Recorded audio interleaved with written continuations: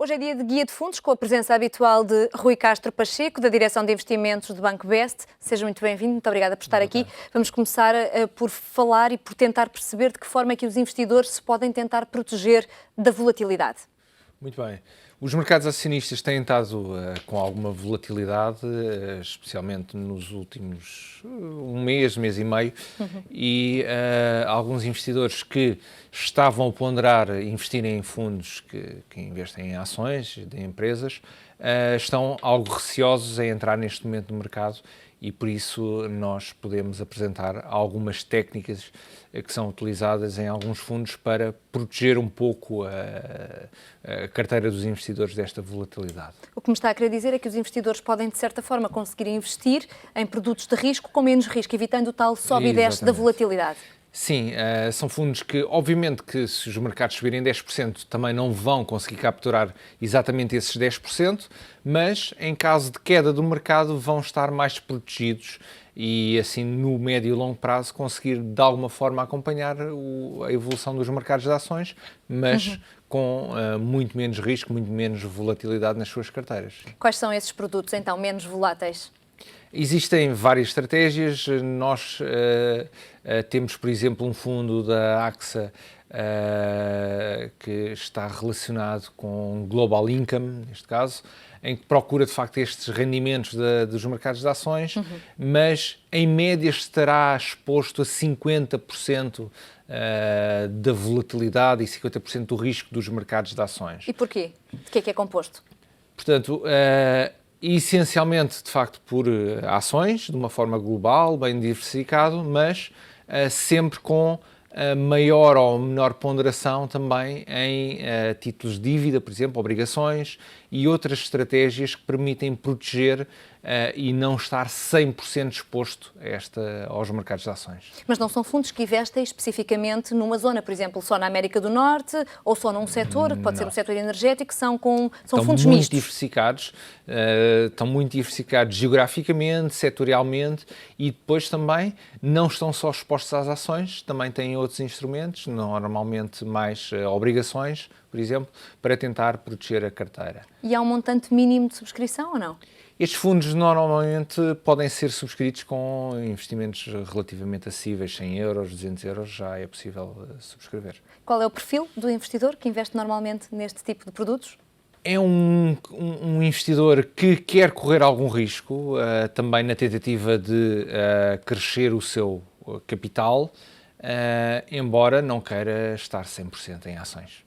Falou-me desse fundo da AXA. O outro qual é? Há um fundo também gerido pela First Eagle, que lá está normalmente muito investido em ações, mas uma parte da sua carteira está normalmente em liquidez e também em ouro para conseguir proteger das oscilações do mercado. Como é que se mede a volatilidade, exatamente? Olhando para esses dois fundos, porque é que dizem que esses dois fundos são menos voláteis do que todos os outros? Bem, a volatilidade dos mercados acionistas, historicamente, anda na casa dos 15%, 20%, por exemplo.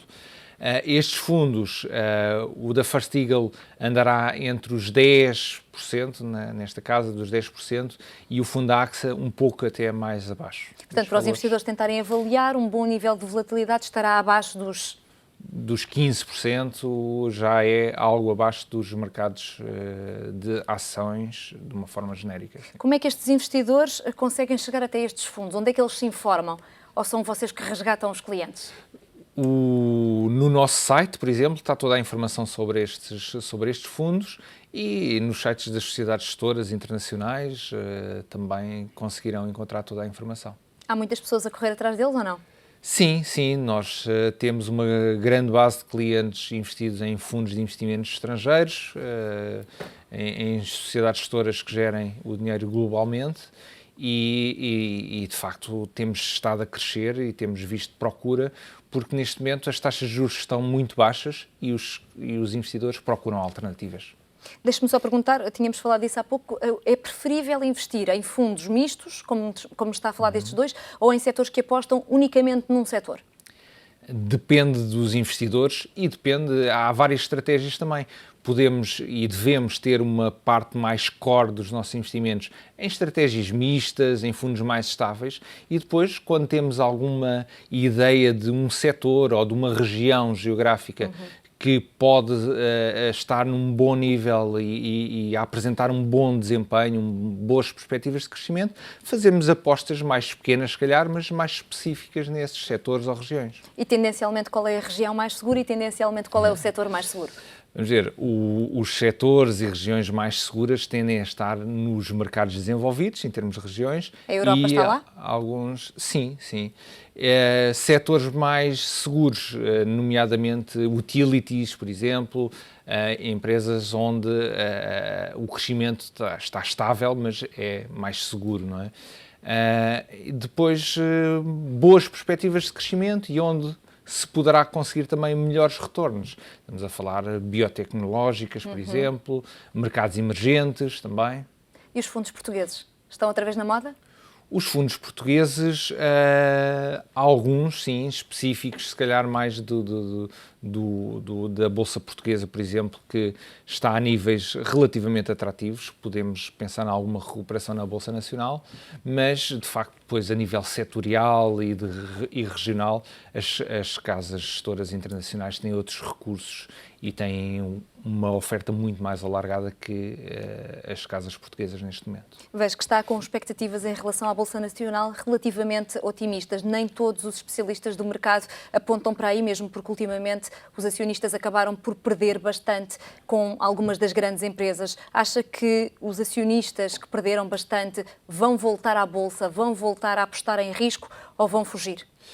É assim, a Bolsa Nacional, se olharmos para alguns parâmetros, a Bolsa Nacional está neste momento barata quando comparada com outras congêneres. As empresas portuguesas estão mais baratas que outras empresas idênticas na Europa e a nível global. Daí que, no médio e longo prazo, provavelmente a Bolsa Portuguesa poderá ser um bom investimento.